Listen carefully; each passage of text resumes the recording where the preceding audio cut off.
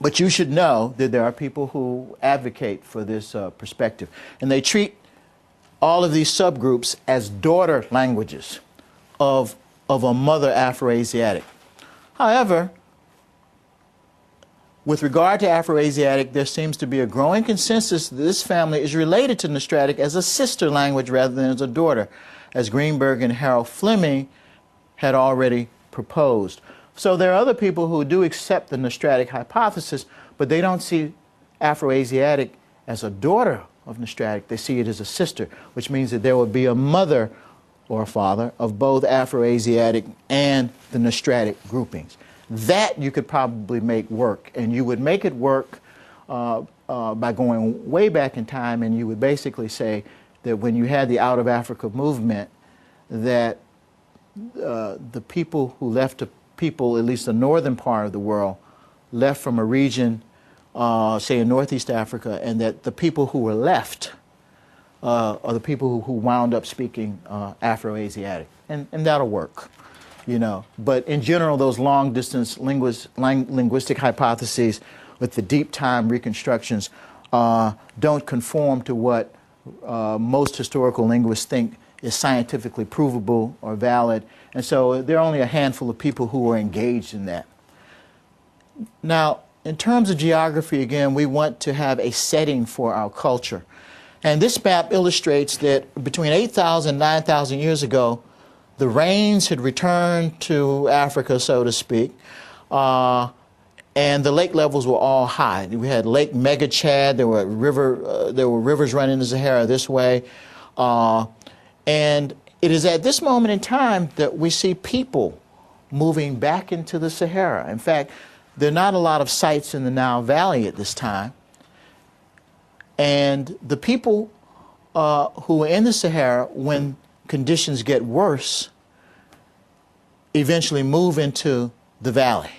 So when we look at the pre-dynastic cultures of early Egypt, we see influences from the Sahara. We have Levantine influences, as I mentioned, you know, sheep, goat, cattle, the animals that were domesticated. They actually wind up in the Sahara before they are in the Nile Valley. We find evidence in some cases of for example, goats and goat remains. We think they're goat remains. In terms of the early pre-dynastic, there's a culture called the Tazian, which people have generally put together with the Badarian, but the Tazian has a particular kind of beaker, tulip shape, that has its ancestry, clearly seems to have originated in the Sudan, up and down the Nile Valley from the Neolithic, but probably ultimately of Saharan origin, and not found in the Near East, are these slate palettes. And I don't have any slides of those that I'm going to show today, but just go down to the Petrie Museum in London and you can see some beautiful ones from the Badarian and the Naqada periods. So here we have this slide made from an article published in 2006 in Science that's entitled, and I recommend that you read it, it's about the climate-driven occupation of the Western Sahara. And the authors basically say that this was a major factor in early African history.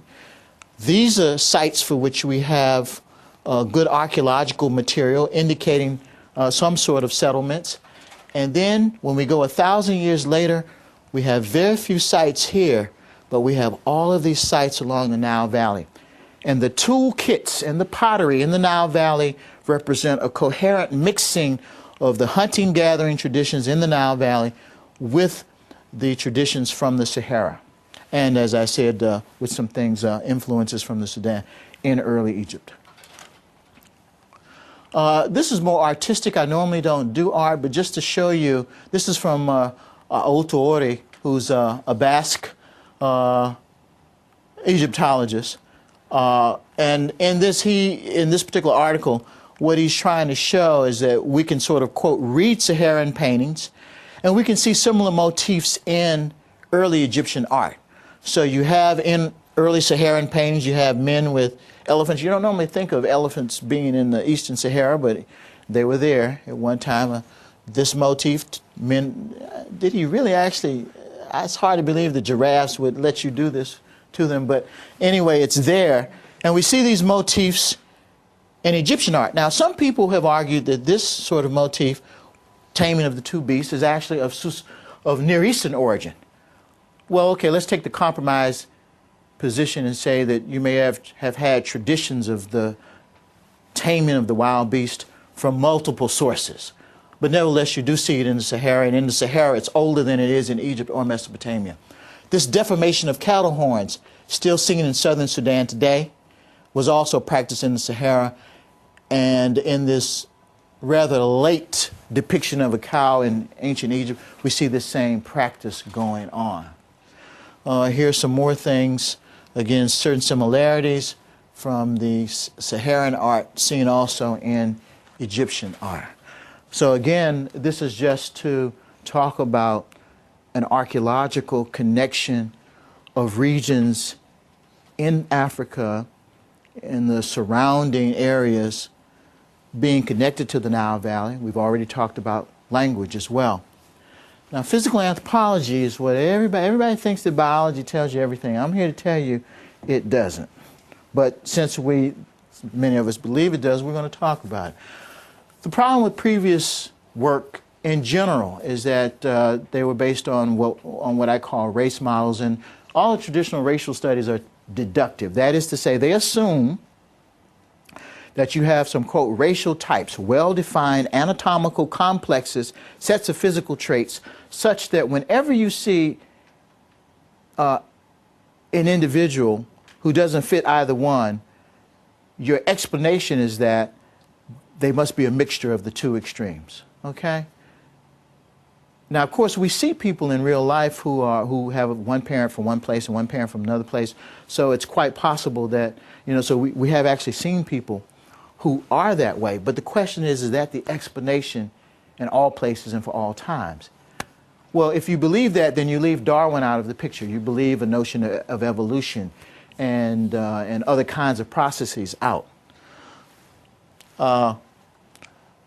So one type of study works from a presumption of groups that mix. The other kind of study takes a little bit different point of view, and it's usually involves mathematics, whereby you measure up something, you submit it to the computer and see where things cluster or where they group. That always is not foolproof either, because you need a model. You need a model. So you ground your discussion, from my point of view, in talking about African diversity. Okay? And these are the different sub-areas of human biology that have been useful: skeletal biology, serial genetics, DNA,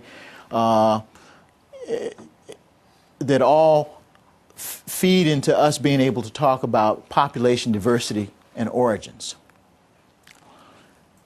As I've said earlier, I believe that you have to use archaeology, linguistics, and history. You have to talk about populations versus what are called typological studies. You have to be willing to talk about your methodology and whether or not, just because you measure it and you get results from the computer, that this is easily interpretable without a model. You have to talk about the history, the sociology of knowledge. That is to say, are the facts determined by people in power? You have to talk about history of ideas. And we want to talk about phenotype versus descent. Now, the easiest way to talk about this is to understand that in this little diagram here, think of this as an ancestral tree, and you've got A and B and C as the descendants from some ancestors here. And this similarity is a similarity, it refers to how closely they resemble each other. And this word descent here actually refers to where they're connected. A, B, and C are equally similar, but B and C are more recently connected in terms of ancestry.